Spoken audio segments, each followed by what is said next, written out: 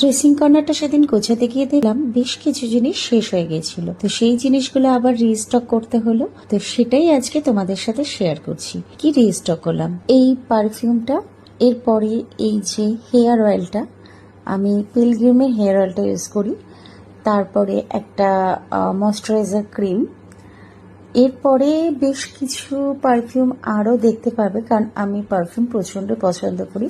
তবে আমি যে পারফিউমগুলো ইউজ করি বেশিরভাগই সবই বেলাভিটা কোম্পানির। তো বেলাভিটার এরকম 4টে সেটের একটা পারফিউম পাওয়া যায় বক্সের মধ্যে, তো সেটার মধ্যেই ছিল সেনোরিটা, গ্ল্যাম, রোজ, ডেট, এই ধরনের পারফিউমগুলো।